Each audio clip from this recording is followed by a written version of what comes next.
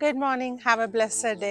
ప్రియ సహోదరి, సహోదరుడా, మన చుట్టూ ఎంతోమంది నెగిటివ్ మాటలు మాట్లాడే వాళ్ళు ఉంటారు. ఎంతోమంది కించపరిచే మాటలు మాట్లాడే వాళ్ళు ఉంటారు. కొంతమంది పాజిటివ్‌గా మాట్లాడే వాళ్ళు ఉంటారు. ఎప్పుడు ప్రోత్సహించే మాటలు మాట్లాడే వాళ్ళు కొంతమంది ఉంటారు. మనము ఎవరితో ఎక్కువగా సమయాన్ని గడుపుతా ఉన్నాము? ఎవరైతే నిన్ను కించపరుస్తా ఉన్నారో, ఎవరైతే నిన్ను తక్కువగా చూస్తా ఉన్నారో, ఎవరైతే నిన్ను అసహించుకుంటా ఉన్నారో, వారితో నువ్వు ఎక్కువ సమయాన్ని గడుపుతా ఉన్నావా?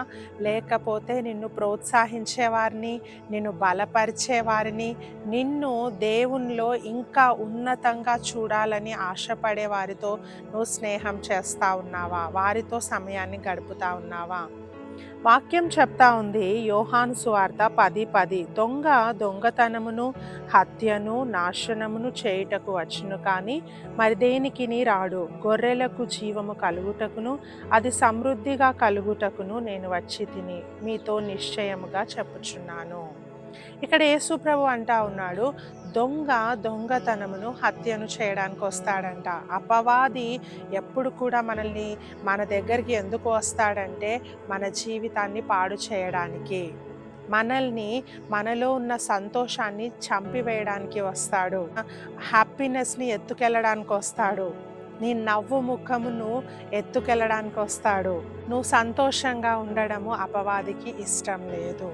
ప్రియ సహోదరి, సహోదరుడా, నీ యొక్క సమాధానంని ఎత్తుకు వెళ్ళడానికి వస్తాడు. ఏం దొంగతనం చేస్తాడంటే నీ జీవితంలో నెమ్మది లేకుండా, మనశ్శాంతి లేకుండా చేస్తాడు అపవాది. అయితే యేసు ప్రభువు ఎందుకు వచ్చాడంటే ఆయన గొర్రెలకు జీవము కలుగుటకు, సమృద్ధిగా జీవము కలుగుటకు ఆయన వచ్చాడంట. నీకు సమాధానం ఇవ్వడానికి ఆయన వచ్చాడు.